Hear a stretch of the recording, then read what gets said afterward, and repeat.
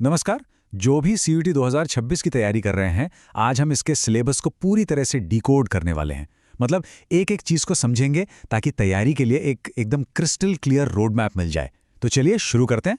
अब देखिए, इतना बड़ा सिलेबस देखकर अगर थोड़ी घबराहट हो रही है ना, तो ये बिल्कुल नॉर्मल है।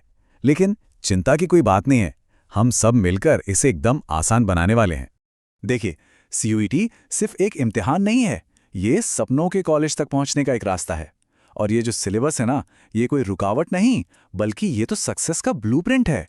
इसे सही से समझना ही पहला और सबसे जरूरी कदम है।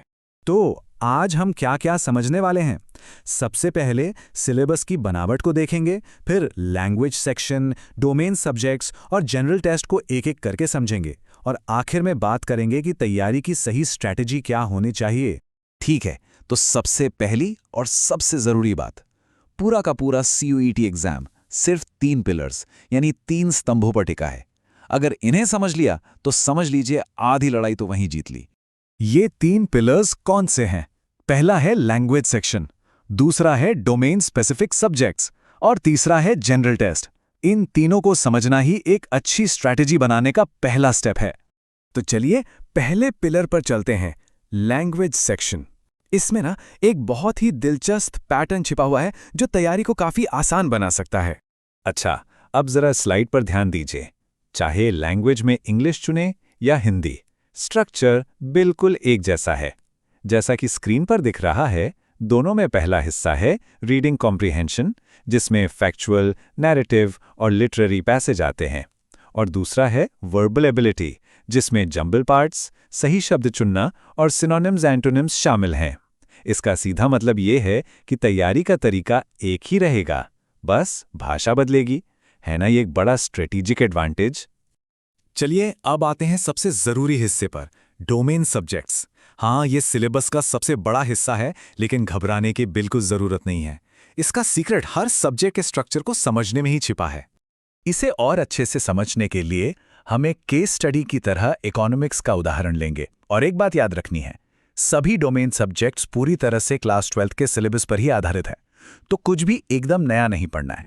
ये देखिए, इकोनॉमिक्स जैसे बड़े सब्जेक्ट को भी कैसे 3 सिंपल हिस्सों में बांट दिया गया है। पहला इंट्रोडक्टरी माइक्रो इकोनॉमिक्स, दूसरा इंट्रोडक्टरी मैक्रो इकोनॉमिक्स और तीसरा इंडियन इकोनॉमिक डेवलपमेंट। ऐसे देखने पर यह काफी मैनेजेबल लगता है ना?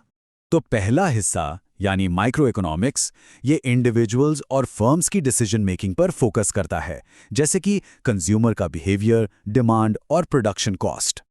इसका दूसरा हिस्सा है मैक्रो इकोनॉमिक्स, जो पूरी इकॉनमी को एक बड़े लेवल पर देखता है। इसमें नेशनल इनकम, बैंकिंग और गवर्नमेंट बजट जैसे बड़े बड़े टॉपिक्स आते हैं। और तीसरा हिस्सा है इंडियन इकोनॉमिक डेवलपमेंट। जैसा कि सिलेबस से लिए गए इस कोटेशन में भी साफ है, इसका पूरा फोकस आज़ादी के समय से लेकर भारत के आर्थिक विकास की कहानी पर है। और ऐसा लॉजिकल स्ट्रक्चर सिर्फ इकोनॉमिक्स में ही नहीं है। एक और उदाहरण देखते हैं, जैसे हिस्ट्री। इसे भी थीम्स के हिसाब से 3 हिस्सों में बांटा गया है। प्राचीन भारत, जिसमें हड़प्पा सभ्यता है, मध्यकालीन भारत, जिसमें भक्ति सूफी परंपराएं हैं, और आधुनिक भारत, जिसमें उपनिवेशवाद और महात्मा गांधी का दौर शामिल है। तो टेकअवे ये है कि हर डोमेन सब्जेक्ट का एक क्लियर लॉजिकल स्ट्रक्चर होता है। चलिए अब तीसरे और आखिरी पिलर पर चलते हैं, द जनरल टेस्ट। ये सेक्शन सबसे अलग है, क्योंकि ये किसी एक सब्जेक्ट का नहीं, बल्कि ओवरऑल नॉलेज और लॉजिकल स्किल्स का टेस्ट है। जैसा कि इस डोनट चार्ट में देख सकते हैं, जनरल टेस्ट के 5 कोर एरियाज हैं: general knowledge, current affairs, numerical ability, mental ability और आखिर में लॉजिकल एंड एनालिटिकल रीजनिंग। मतलब ये सेक्शन आपकी ऑलराउंड तैयारी को परखेगा। तो अब पूरे सिलेबस का स्ट्रक्चर हमारे सामने एकदम साफ है, लेकिन अब सबसे बड़ा सवाल ये है कि इस जानकारी का इस्तेमाल कैसे करें। चलिए अब प्लान से एक्शन की ओर बढ़ते हैं। तो यहां से आगे बढ़ने के लिए ये हैं पहले 3 एक्शन स्टेप्स। नंबर 1, अपने टारगेट कोर्स के हिसाब से सही लैंग्वेज और डोमेन सब्जेक्ट्स चुनना। नंबर 2, चुने हुए हर सब्जेक्ट के सिलेबस की गहराई में जाना। और नंबर 3, उस डिटेल सिलेबस के बेसिस पर एक प्रैक्टिकल स्टडी प्लान बनाना। अब जब एक क्लियर रोड मैप सामने है, तो सवाल ये है कि तैयारी की शुरुआत कहां से होगी। कमेंट्स में जरूर बताइए कि सबसे पहले कौन सा सब्जेक्ट टैकल करने का प्लान है।